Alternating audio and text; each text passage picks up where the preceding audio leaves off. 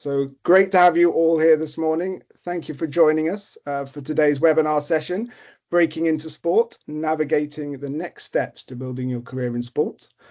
Great to have you join us, and especially as it's 9:30 on a Friday morning. I'm impressed everybody's up and about and with us, but I think you'll find today's session really valuable as you start to plan and navigate your future career in sport. Firstly, just want to thank Leeds Beckett University for inviting Global Sports for us to host this webinar, and specifically to Ian and James also for helping organise. Also to our speakers today. We have Sean and Maria, as you can see, and thank you very much for taking the time to join us out of your busy schedules. So it's great to have you here. Sean has a huge wealth of experience and knowledge to bring to today's session. 3 decades of leadership experience in some of the most recognised names in sport and entertainment, from chief people officer at the likes of Superbet, Perform, Compass Group, and now is the co-founder of the Extra Play, which Global Sports is part of. So I think it's fair to say Sean has seen it all, and look forward to hearing his sort of invaluable insights today.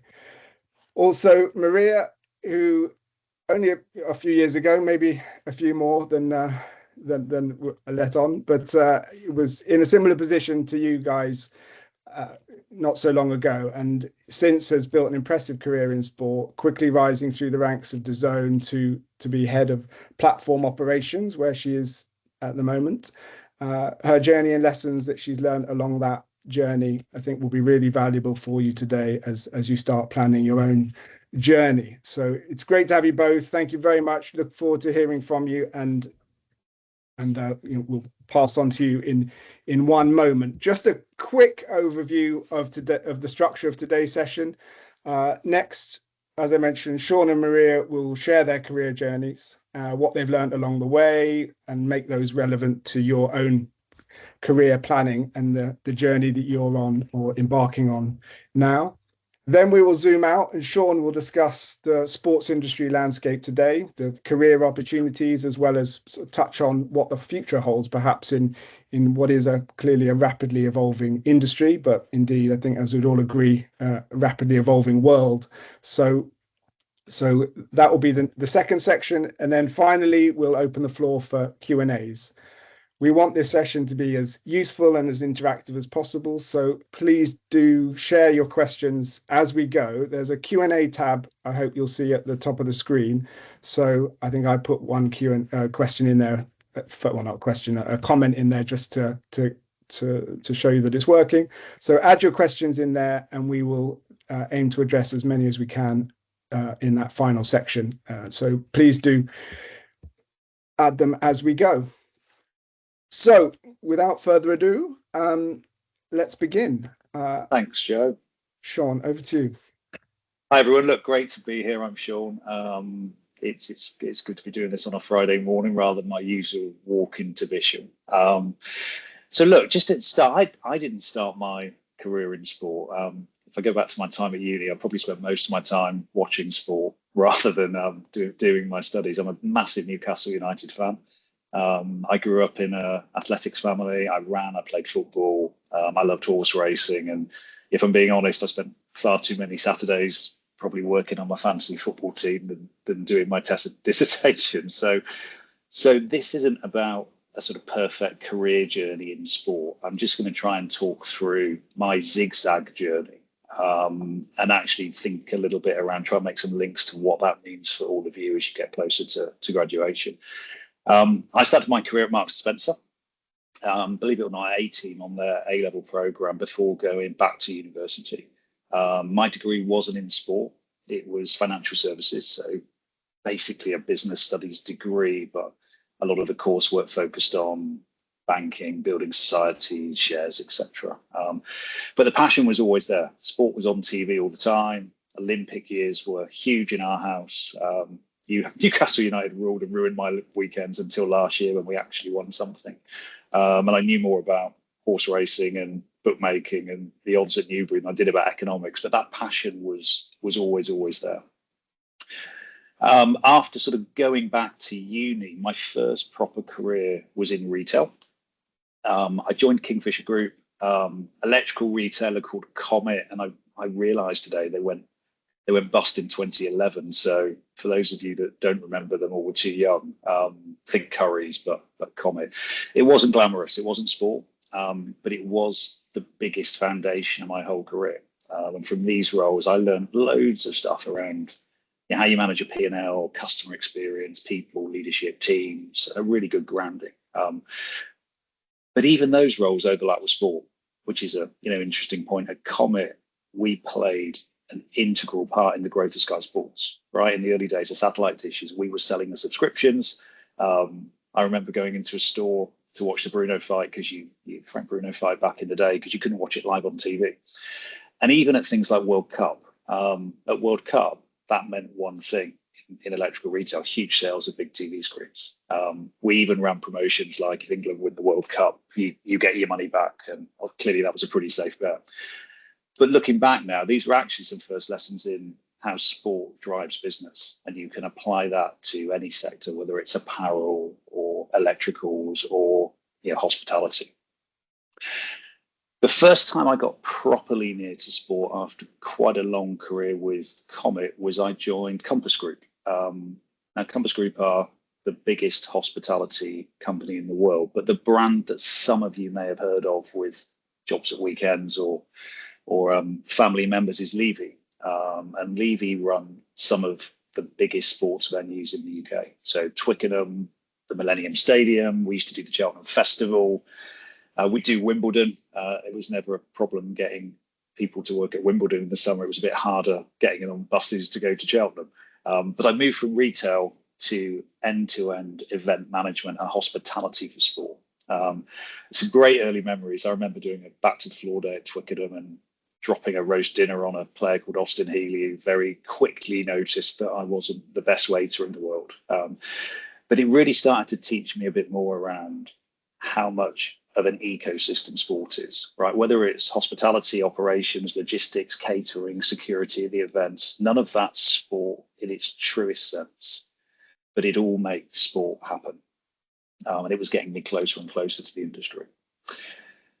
Most of my roles were in commercial, people, and P&L management. Latterly, I've got a real passion around people, and I ended up in chief people officer roles, but I didn't take the traditional HR route. I was sort of running P&Ls at an early stage and learning how a business ticks. And my first proper job in sport, bringing it a bit closer to home and actually much closer to Leeds, was with a company called Stats Perform.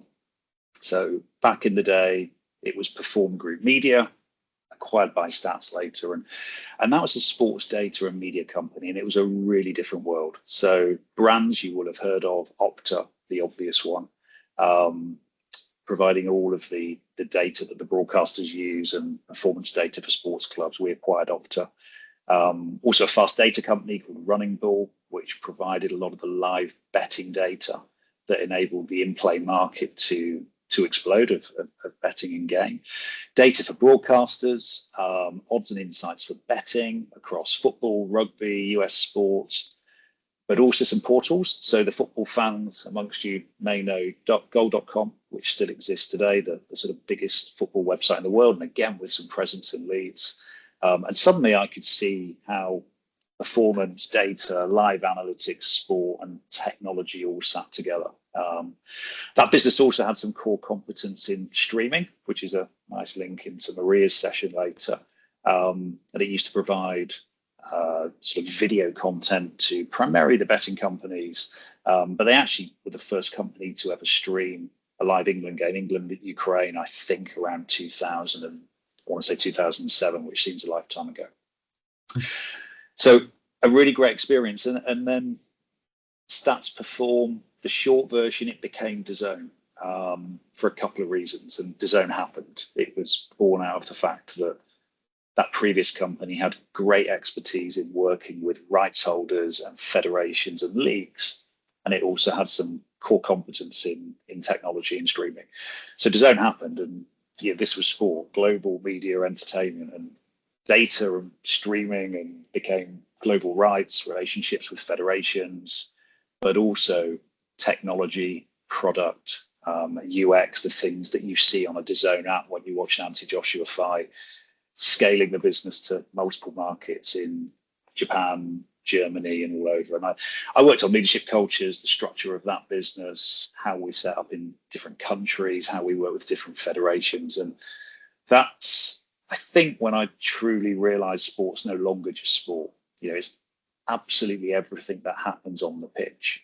And it's absolutely everything that drives that emotion. But it's media, it's technology, it's data, it's product, it's commercial. And we'll come back to that later and talk about that sports ecosystem. And then, look, a couple more moves to sort of illustrate the points of adjacencies. I know betting can be quite a controversial subject. So from a recreational angle, it can bring huge enjoyment to the industry, but there's a darker side to betting. But it's an adjacency to it's an adjacency to sport. And most betting companies would not exist without live sport and live content, and it is one of the biggest commercial engines behind sport today. So a great couple of years working for a Romanian unicorn at almost seeing how sport fits into a different ecosystem around working with brand ambassadors and relationships with the content, and also how you drive the sort of the ethical and the responsible way of growing a gaming business. So around sport for such a long time. And now my world is the extra play. So I work with a couple of the old C-suite members at DAZN, and we work with federations. There's a couple of federations we're working with at the moment. I need to think, are we under NDA? But we work with big global federations around how they change their model to intersect with media and grow that sport through a commercial lens to improve the grassroots of that sport. We've got some great clients at the moment. I still do a little bit of work with DAZN, but I'm working on the federation side with a couple of global federations. And one of the first things we did, passionate about careers and jobs in sport, and we met the team from Global Sports earlier this year, and we've just acquired that business to hopefully turn it into really the home of careers in sport, from people like yourselves just starting your journey through to emerging leaders. We've got a huge amount of work to do on the portal and the product. But in a way, my career's sort of come full circle from loving sport as a kid and loving playing and loving the emotion of watching sport to seeing how sport connects to sort of every industry and the number of opportunities that exist, to now almost building a platform that can help other people, maybe in this room, go on that journey. So that's my sort of quick snapshot of my career. And then the second point, Joe, if you can move on. Yeah, of course. So thinking about what that means for you, and I think we'll come back later when we talk about the sports industry, but as I thought about this, 4 things resonated with me. I think the first thing, your first job won't define you, and your second won't either, right? And maybe your third or fourth will. And careers really move in a zigzaggy way, and thinking about those links to sport. And also, I've seen many people have brilliant careers in sport that have actually learned some core commercial skills away from sport, which has made them even better in a sport environment. So that's the first key point. Of course, we'd all like to land our dream job with Newcastle United if you were me, and that's very, very appealing to harness that passion. But actually think a bit more broadly. I think a second point, which we'll talk more about after Maria shared her journey, is sports and ecosystem, right? You can enter through any door: retail, hospitality, events, data, betting, operations.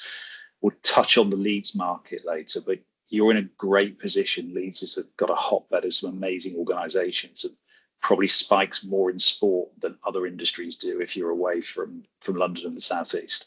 So your in might come from somewhere really unexpected. Relationships matter. One of the reasons we're so passionate about the job board product is most opportunities in sport come from conversations, trust, curiosity, showing up, especially as you progress your career. Now, I think the industry does need to get better at that and make it less relationship driven and mature. However, relationships do matter. So trying to work on those early is really, really important. And I think the last thing, stay curious, right? This industry evolves, changes. I'm sure Maria will touch on this, and I will again later. But the people that will have great careers are those that keep learning, keep moving, stay open to how society and technology and is changing in general and how that impacts sport. I think curiosity is probably the most valuable edge you can have. So hopefully that's given you a few insights. More than happy to take any questions at all at the end. I think as you hear from Maria and the next session, some more questions may come out, but hopefully that's been useful. Thank you, Sean. Yeah, very, very insightful, and I think the breadth and depth of which you've touched the sports industry gives a really valuable perspective on sort of what is important and what can help shape a career in the industry. I think it's very interesting, of course, and I think we hear this a lot in terms of how experience from different sectors and in different industries can really add benefit to that early stage in your career, to then transitioning and bringing those skills that you learn into the sports industry. And I think that is something that we hear often, and many a successful career journey has capitalized on. And Maria, let's move on to you, if we may, and if you could share your journey and how you came to be in DAZN. Yeah, so morning, guys. Afternoon, if you've been out watching the Ashes, I guess. I am currently head of platform operations at DAZN. But so how did I get here? I studied at Sheffield Hallam. It was probably around the third year when I started really thinking about my career and what I wanted to do next. I knew I wanted to stay in the UK. And I was desperate to get into sports. I grew up pretending to interview my nana, and she would pretend to be Valentino Rossi because I was absolutely obsessed with him. I come from a very much like motor racing family. So we'd always do that. And then as I grew up, I got a bit into football. I decided to support Man United despite being born in Barcelona, literally like 5 minutes from the Camp Nou. And so came to the UK, as I say, third year. I really wanted to get into sports. So I started applying for things. I really wanted to get my CV out there. I went to the careers department at uni, where they really helped me writing my CV. They taught me things like how to target my application specifically for the job that you apply for. So, for example, one of my applications was for Bet365. Wouldn't be the same applying for Bet365 as applying for, let's just say, Paddy Power. Completely different tone of voice, and that is something that I would always try to reflect in my application.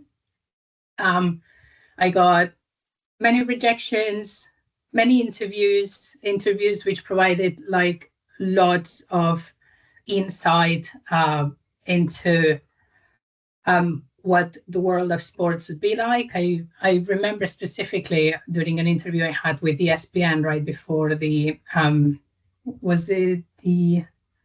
it was the Russia World Cup, I believe, where they were like, I asked, what is working in sports really like? And they told me it is not as glamorous as you may think.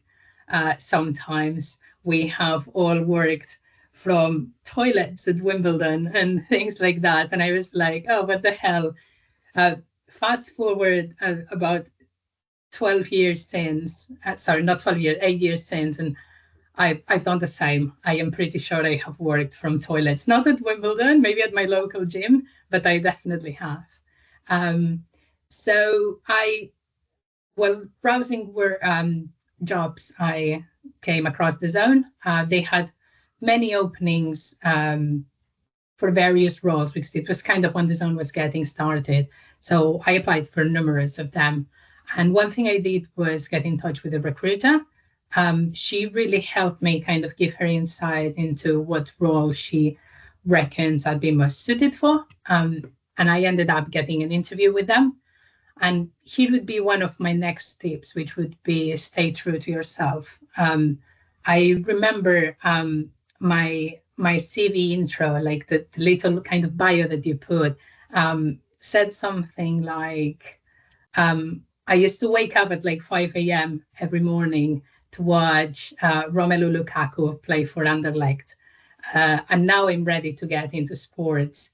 And I remember my interviewer, who ended up being my boss when I got my first role at the Zone, said that caught his eye, and it was one of the reasons why he gave me an interview. So I'd definitely say stay true to yourself, don't lose your essence. So yeah, got into the Zone. My first role was editorial assistant. So as I say, I'm from Barcelona. They were launching in the US, and they needed someone to translate all their English content into Spanish. You will see as I go through my roles, I didn't say it, I did journalism at uni, but as you will see, my roles haven't necessarily been any journalistic. I think, as Sean was saying, sports is a big ecosystem. And once you get in, I think if you have the right attitude, you can literally get involved in anything you want.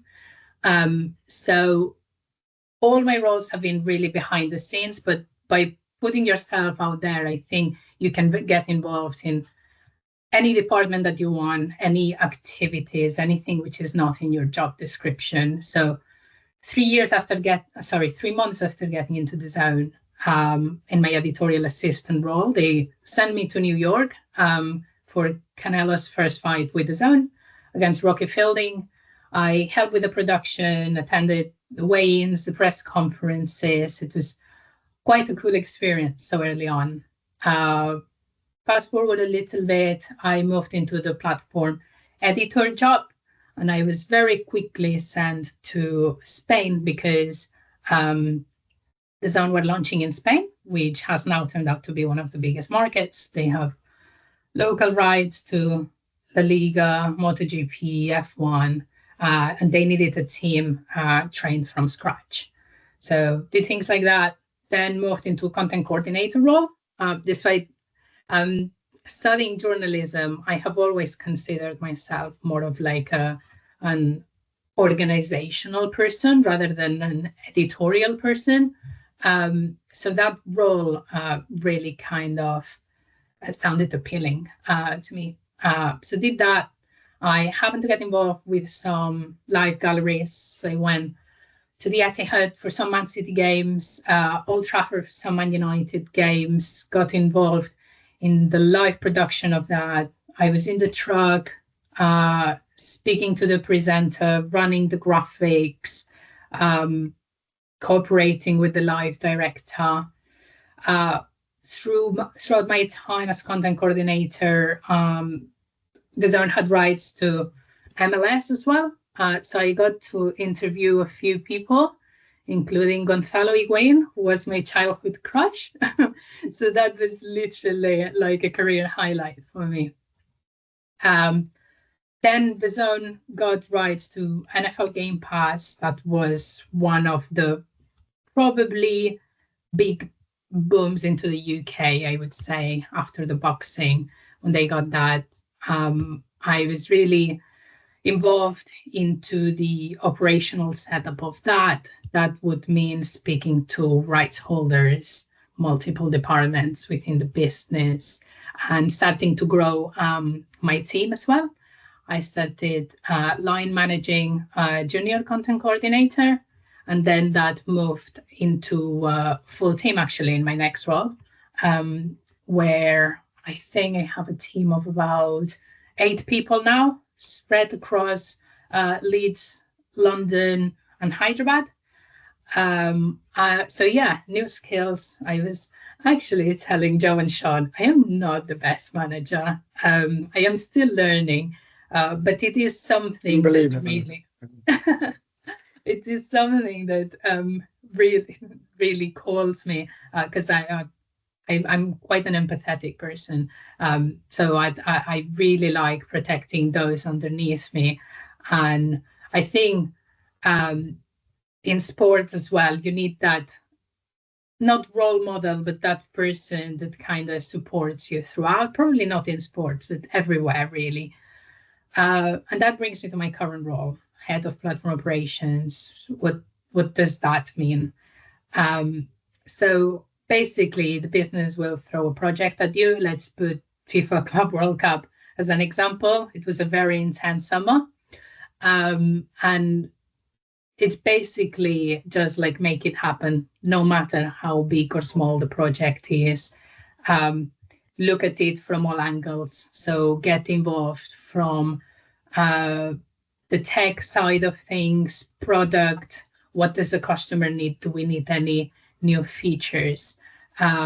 Production, what content are we going to get? How are we going to get it? What would the customer be interested in? Marketing, how are we going to merchandise all of this? How are social going to going to promote this content? And then the platform itself, what is it going to look like? How will the content be displayed? How will we maximize engagement? So yeah, that's been a little bit my steps at the Zone. I'll go through a little bit for my key learnings, I think. Please do. Yeah. So just a quick question, Marie, on yes.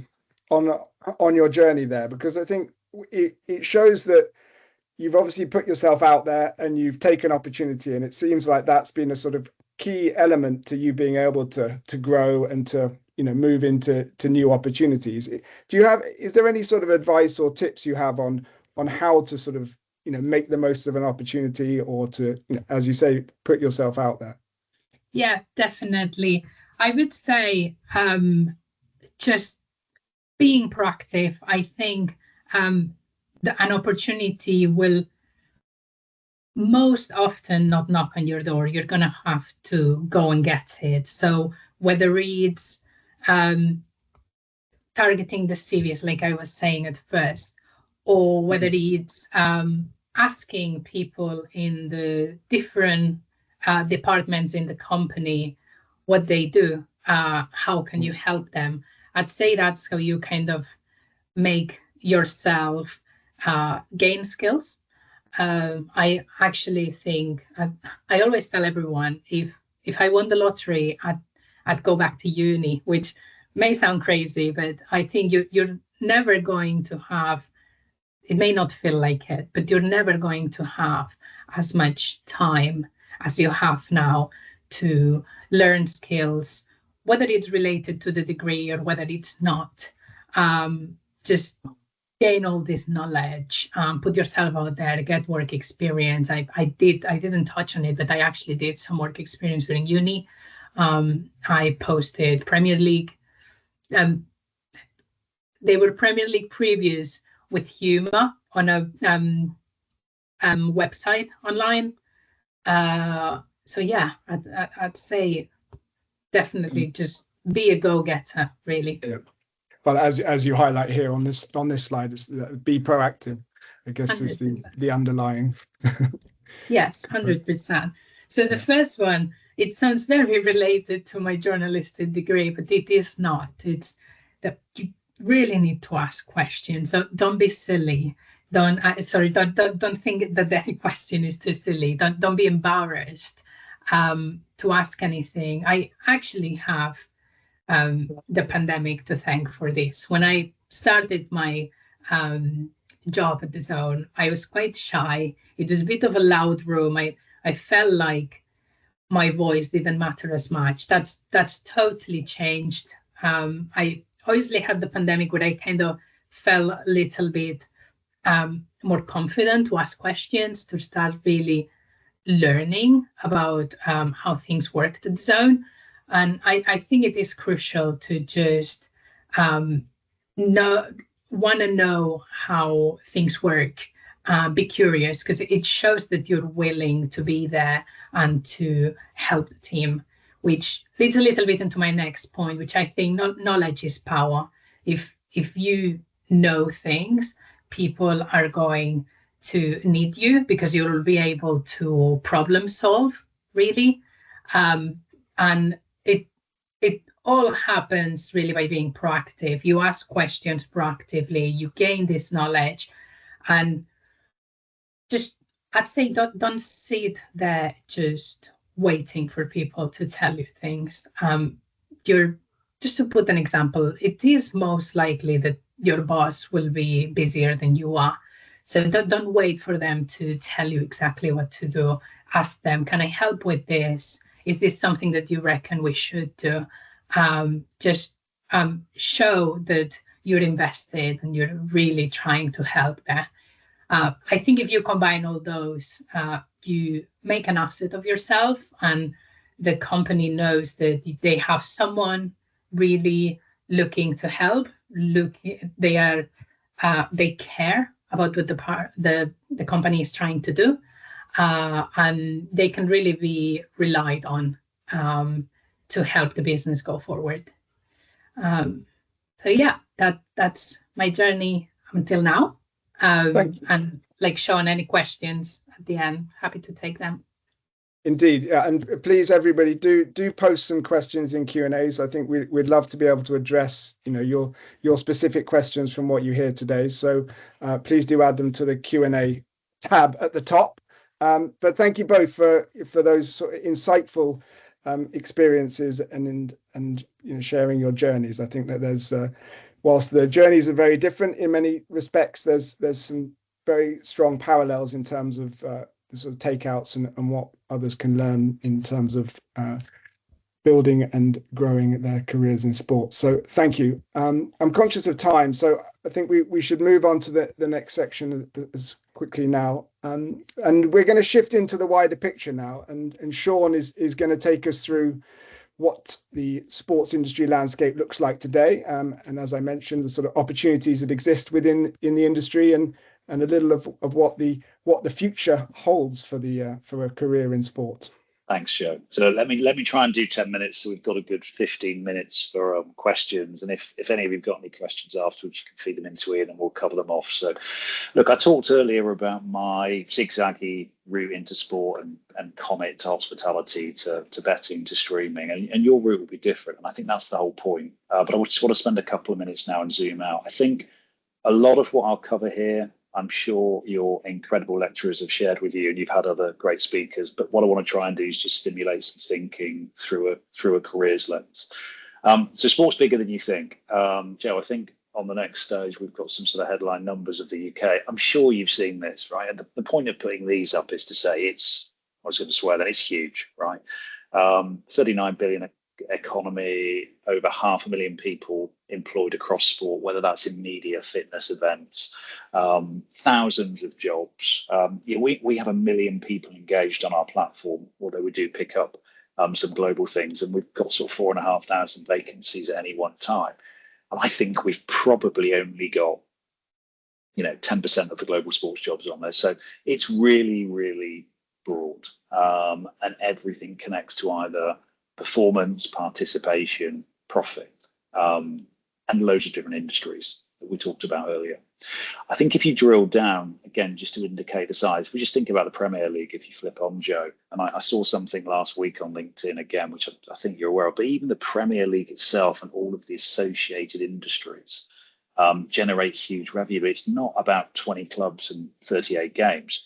It's global media rights deals, it's sponsorship, it's ticketing, it's betting, it's merchandise, it's retail, it's marketing, it's HR. So I think when you start to think about your passions and where you want to end up, you'd be really open about where that could be. And I mentioned earlier, selling TVs at Comet was like Black Friday. And if we zoom in even further, Leeds, I mentioned Leeds earlier. Leeds is a hotbed. It has a big value of 3.5 billion, significant turnover, lots of companies, right, both big and small. We all think about Leeds United and the Rhinos and the links with netball and DAZN, a big employer in White Rose and Sky Bet. But actually there's 690 different organisations, 7,000 jobs. And I think that's the reason that's important to all of you. Even if you see your life in a different location or a place to Leeds, while you're at the university, picking up on Maria's points, you have got a lot of things close to home. You're in the middle of the sports economy just in Leeds. And I think this is the interesting bit before I move on. We're all very aware we're in a world where technology and AI is a big buzzword, but it can automate more and more things, and it can make workflows quicker, and there's a lot of press around jobs reducing. But the real magic is in that time, live sport is actually becoming more valuable, not less. Just think about that. And Joe said to me last night, if we think about the Leeds economy, at a time where there's lots of pressure in the UK economy and the global economy, actually, you'd argue sport's still booming a little bit. And I think it's the emotional spike. No algorithm can recreate, Erling Haaland scoring a 90th minute winner and, City winning the Champions League or Newcastle winning the Carabao Cup last year. That emotional spike is everything, right? And that leads to everything else. So I think, the opportunity is huge. If you think about where we fit in, I'm sure it's not the case with all of you because you've had some great insights from being at Leeds Beckett, but many people that don't have those insights, they think about careers in sport, they go to the obvious things, coaching, clubs, brands they recognize, marketing, and the sort of athlete side and physio. But actually, when you start to think about it, the ecosystem is huge. This is just a snapshot of the taxonomy we use at Global Sports to rank jobs. And this is just the top level. Beneath this, we have loads and loads of subsections. But from an organization type, you've got sports organizations, right, which is pretty obvious. But beneath that, you've got clubs, you've got franchises, you've got federations, you've got national governing bodies. There's a huge amount of depth below sports organizations. Commercial and media, we've touched on DAZN with the link to Leeds today, and mine and Maria's background, and tech and innovation. We've got a great client we're talking to at the moment called Feldspar, who they just won Entrepreneur of the Year. And they shared a really interesting fact with me that the track that the Olympics has run on, if we had the chat open, I'd ask you a question. But the last time there was a major technical innovation was the 1968 Olympics, right? Which is unbelievable when you think about how tech's moved in other spaces. And they're looking at the next generation of tracks that integrates technology that can create both, a better surface for athlete data and training, but also create global leagues where you can run 100 meters in different locations. So, and then we all know Hawkeye and Opta and a lot of the tech and innovation companies that are out there. Consumer, whether that's leisure, fitness, retail, betting that we touched on, community and education, which is absolutely huge, whether that's universities, training and training organizations that are offering academic and non-academic qualifications. I think major events is really significant, actually, for those of you looking to sort of get a taste of the industry, whether it's through volunteering or paid jobs, big major events. And then on the outside, again, I'm not going to go through all of these, but I think it's just to paint a picture to you. There are so many different paths you could take. We split our taxonomy into on the pitch and off the pitch, essentially. And on the pitch is everything that falls into performance, coaching, nutrition, athlete development, and all of those sort of more technical areas where there is a huge industry. And then off the pitch starts to pick up all of what I call the business of sport, whether that's governance, marketing and brand, operations and events, people and culture. So I think the big message here is try and understand this ecosystem, and not to contradict my earlier point about your career is going to be zigzag. I think at least appreciating that ecosystem and where it could lead you is really, really important at this stage. Thank you, Sean. Yeah. And then, far away, Joe. Oh, no.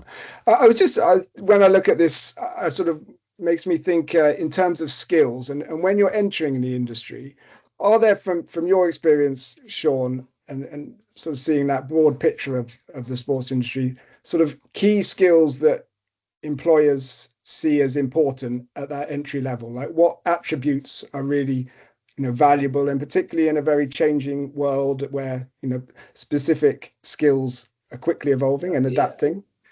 And also after perhaps Maria, for yourself, like when you're looking at new people joining your team, what sort of are those characteristics or attributes?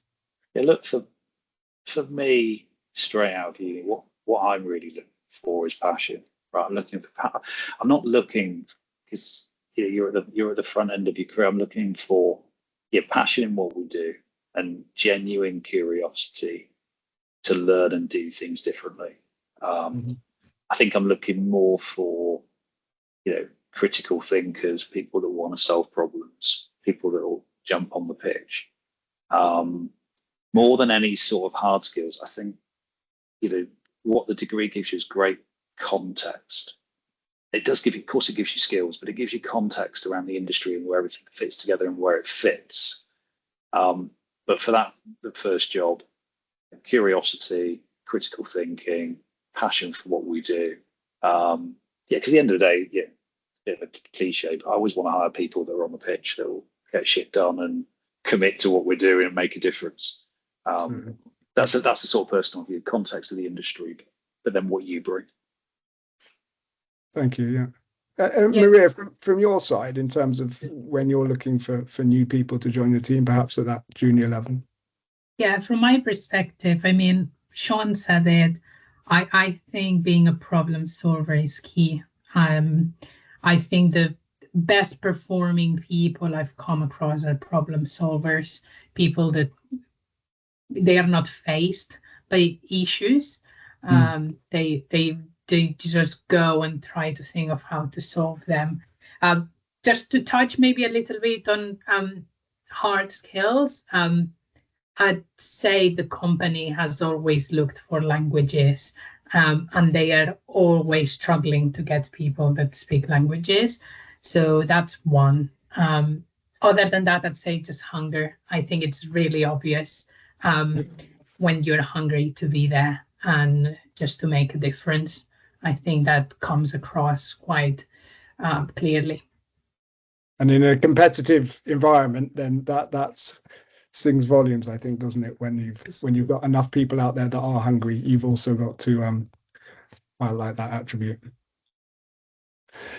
And just closed on this slide, Joe, and bring it back to the audience. You should pop back a sec. I think I've rambled on a bit, but I think the key takeaways for you, I think about all of these opportunities and practical options and where you can start to understand more of them. That could be, volunteering at match days, volunteering at events, internships. I've just seen the first question, which we'll come to, for sports adjacent companies. I think that's the first thing.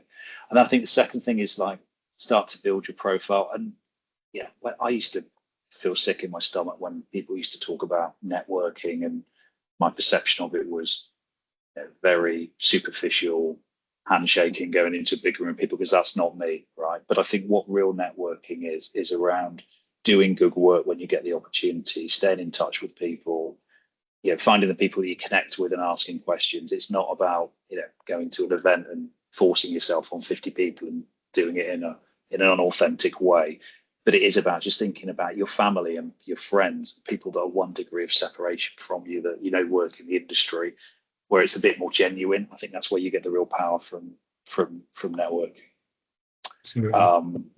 And then look, Joe, very conscious of time, so I've got loads of notes prepared on this, which I could sort of share with Ian afterwards. But if we just pop the next slide up, and I'll try and just give an overview of things. I think when I look across everything I've done, sorry, we've just covered this. Start anywhere, build your profile, and stay curious. What my three sorry, Joe, I didn't realize that slide was coming. They're my sort of three hints for you in terms of what you should be thinking about now. Great. And then if you just flick on, just something else to think about. And again, I think you will have touched on this a huge amount in your course and program. But when I look across everything I've done, whether it's retail, events, data, media, four big themes, I think, will continue to shape both the industry and the role that you want to play in it in terms of building your skills. And I think, if we think about data, digital, purpose, and people, I think it's a really good place to start. Now, sort of people, talent and leadership is always the edge, right? Whether it's a club, a federation, a media company, we all ask the same questions. Do I have the right people in the right job, in the right structure? I think what that means for you is starting to think about, I think Maria touched on it earlier, being very true to yourself, embracing the stuff that you're great at, that you're passionate about, Not focusing on the things that don't interest you, because you just might enjoy going to work then. And if you focus on those things that you really care about, you're much more likely to fit into those structures in a much better way. Learning to be really open, and giving and receiving feedback, radical candor, how to manage yourself under pressure, and don't underestimate, I hate the term soft skills, but those non-technical skills around curiosity, they're the things that will make you stand out. You can teach the other stuff. Purpose is more important than ever. And I think, especially in sport, it's increasingly tied to purpose. I think most of the federations we talk to, they care passionately about their sport. And even if they're talking about the commercial agenda and how they can drive more revenue, there's usually an underlying purpose to put back into grassroots in many of the sports. I think some of the tier one sports that are heavily commercialized, like football and golf, it's a bit different, right? And there are obscene amounts of money flying around at the very top level. I love watching non-league football because I just think there's a grittiness and a realness to it compared with, well, I'm not dissing the Premier League, but I think that purpose bit's really, really important. We're seeing it much more around women and girls sports, sustainability, the impact of mental health. And I think understanding purpose and where you fit into that's really, really important. Data, look, we've touched on that, whether it's performance data, marketing data, ticketing data. I'm sure you've had this hammered into you at university, but the use and your proficiency with data, but connecting it to those emotional fan experiences to get better insights and better judgment, and how you're curious about that data is really, really important. And it doesn't mean we've all got to become data scientists, because we haven't all got those skill sets. But being comfortable around data and how you navigate it, I think is really, really important. And I think seeing digital and advancements in technology is really, really important. And obviously you've got the AI lens about how you can use that to work more efficiently and get to better outcomes. But also from an experience lens as well. I've got a friend at the moment that's just doing a startup around immersive experiences in sport, where the technology allows you to feel like you're on the pitch and the scheme's shown around you. A bit like the Dome in Las Vegas, if any of you have seen it on television, the big sports dome. And I think people that stay ahead of that sort of, whether it's second screen experience, we've seen streaming instead of TV in the last 10 years. And I've got no doubt there'll be loads and loads of other developments. So I think starting to think about these four lenses and where you want to play is a really good thing to do. Absolutely.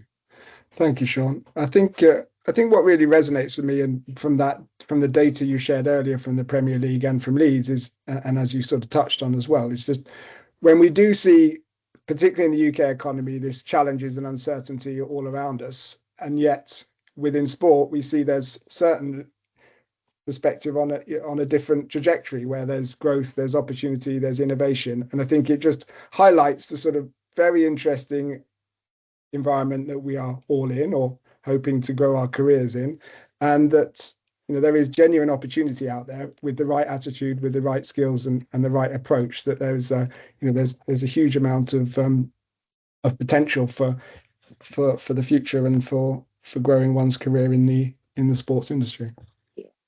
You fire some of these questions off. So there's a couple there. Should we knock them off? And then we can throw open. So Katie, thank you. Look, there's recruitment agencies in sport. It's a great question. I think at the mid to senior level, there are lots, and I can sort of throw the names. We do some work in that space. There's Elevate, there's Excel Sports Management, there's executives in sport. They'll tend to focus more on, as your career progresses, they'll be of more use to you. I think if you've got people that work in those organizations that from your network, they can give you some great insights into where the jobs are. But I think they're unlikely to get you your first proper job.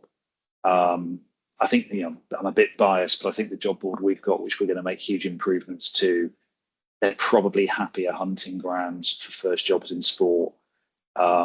A lot of the sports companies are going direct now, which I know is really challenging for job seekers, because you'll see some LinkedIn ads and you'll see 340 applications for an entry level role at Aston Villa, which I know can be really, really demoralising. But I think you do follow everyone on LinkedIn that you think is a prospective place to work. The key is, how can you get a relationship that gets you an in, similar to Maria did before the jobs land. So yeah, long-winded question. I don't think agencies would be your best solution for your first job, but some people may be able to help. I'd focus on direct applications, LinkedIn, identifying the brand you're interested in, job boards, and your network. I don't know if you'd add anything to that, Maria, from your experience. I'd say don't be afraid of contacting people. They may not have full-time roles advertised, but they may be happy to take people on freelance to cover shifts. And it, like Sean was saying, it just comes from building those relationships that then if you have made an impact, they'll remember you. And as soon as there is a role, you may be their first thought. So don't be scared to taking those freelance opportunities if there are, or contacting people to see if there is anything. Internships, next one. I think Maria can give you a much better view of. Yeah, I'm happy to take she went this through then, that, and then I can top and tail on what I'd look for if I was the hiring person. Yeah. So from a CV's perspective, from the people I've hired, I would say add relevant experience. And even if you don't think that the experience you have is relevant, right, just try to give it that relevant twist. So before I had any actual work experience, I mentioned my dissertation because it was on how sports people were portrayed, how English sports people were portrayed in the press. I made a fantasy football magazine during uni. So just try to get those little bits of relevant information for things that you want to apply for.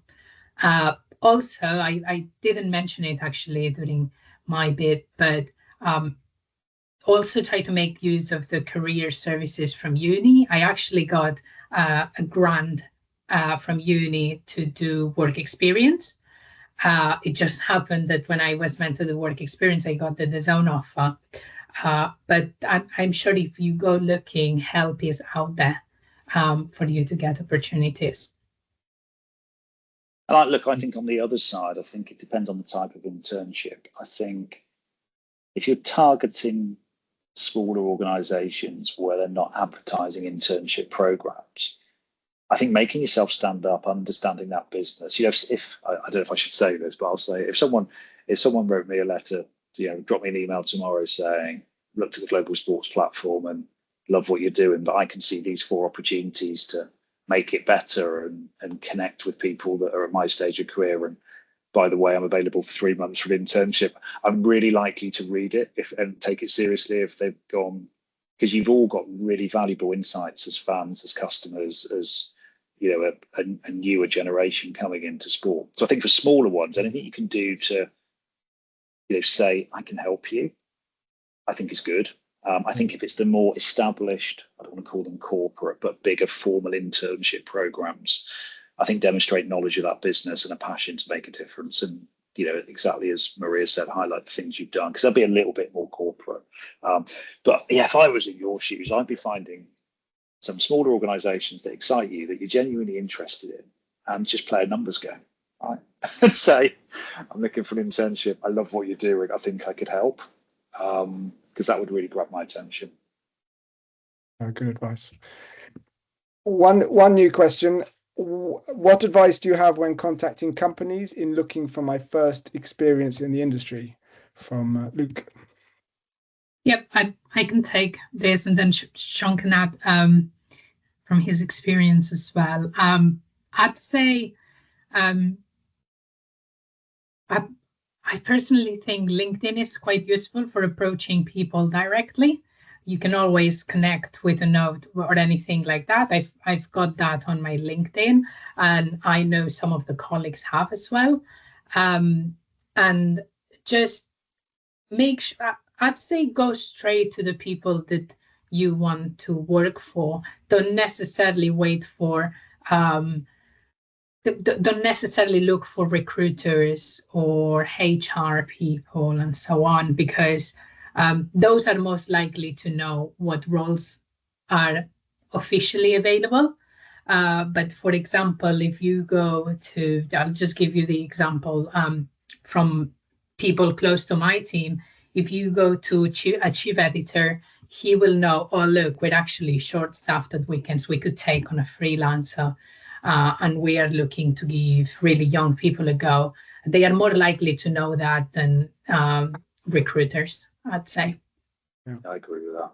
Sure. And the other thing I'd add is a warm connection is always better than a cold one. And I think people that are absolutely forensic about this, in terms of, you can make loads of people say, oh, I don't know anyone in the industry. But people that are forensic, that really step back and go, okay, I'm going to think of all of my family, everybody 1 step removed, everybody 2 step removed, all of the people I went to school with that are now doing different things, anyone that's done a course. It's a little bit warmer in terms of, saying if one of you had a friend that shared a house with Maria and you knew Maria was into zone, even though you hadn't met her, right? Saying, it's much warmer for that friend to say, would you have 10 minutes with Katie? So I think I'd really be forensic about that. And I know you're early in your career, but you've all got mates, you've all got friends, you've all got family, you've all got the connections you've made at Leeds. And I think sometimes that's a better way to get a first intro. Then I concur with everything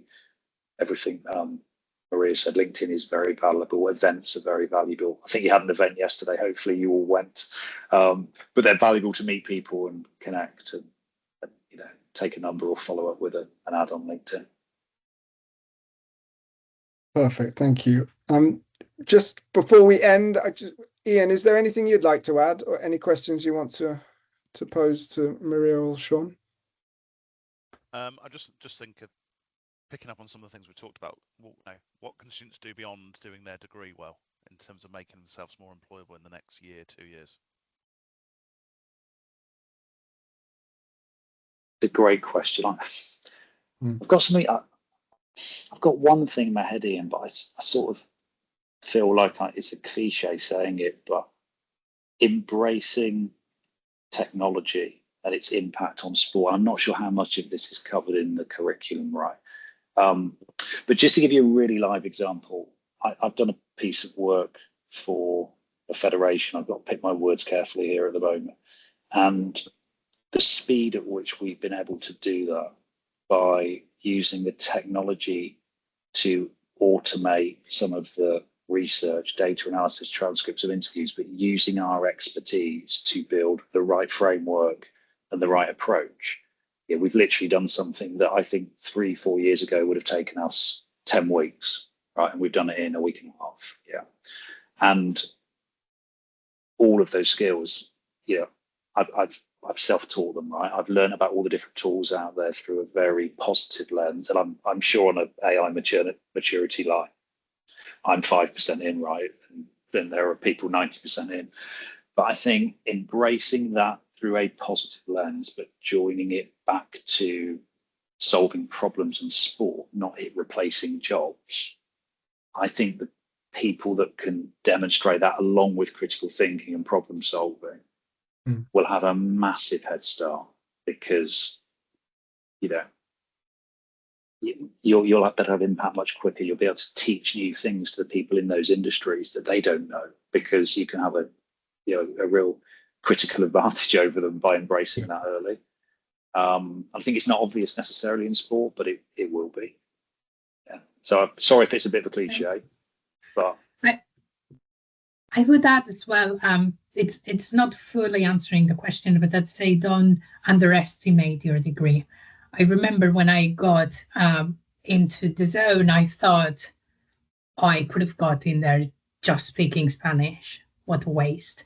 But I actually had one-on-ones with my boss when we were alone on shifts and stuff. And he said, actually, I got you in because of your degree. Everyone in the team has a degree. Not everyone has journalism, that is media, that is languages, there is all sorts. But it was a key requirement for me to get in. So I'd say don't underestimate it. Don't for the second thing that you are wasting your time, because you're not. And it's a great point, Maria. Sorry, the last thing, Ian, broadening the context of that degree. So I'm sure as a university, you give all the students an incredible sort of baseline of knowledge of the industry and how it works. But broadening that knowledge is really valuable, because when you join an organization, it's less about being able to have the skills to do stuff. It's more about the context that surrounds it. So people that come in and understand the relationship between a rights holder and a media contract and the front end and the back end, they're not specific skills, but it means they can talk the language of that industry and get credibility much quicker. So I think keep, reading articles, listening to podcasts. There's loads of them, like the Leaders in Sport one. I listened to one by, I can't remember the podcast now, Joe, right, remind me, but one of my old bosses, Simon Denyer, did it. And it was about the growth in sports and the rights industry. They're all on Spotify. Just listen to them, right? Because if you're interested in sport anyway, it will just make you more credible when you enter those orgs. Yeah, very true. Perfect. Well, I think we're a few minutes over, so I must wrap us up. But I'm very conscious we could continue talking on these topics for a long time. So I must, I'm afraid, close us. But I just want to thank you, everyone, for attending today and joining us. Thank you very much to Sean and Maria for sharing your valuable insights and your perspectives on the industry. I think it's really beneficial, and I hope for the audience you can take some valuable learnings to help your future journey. We'll, of course, share this webinar with Ian, who will distribute it, I'm sure, with you all, so you can go through some of the detail in your own time. And please don't forget, of all things, Global Sports Jobs. Make sure you register if you're not already. There's 250 internships live on Global Sports as we speak. So it is a great resource at that level, but also entry level, etc., as well as all the way through your career. A great resource and for your career, and we urge you to join our network and for us to help support your future career. So please do sign up, and we wish you all the best. But once again, thank you very much, everyone.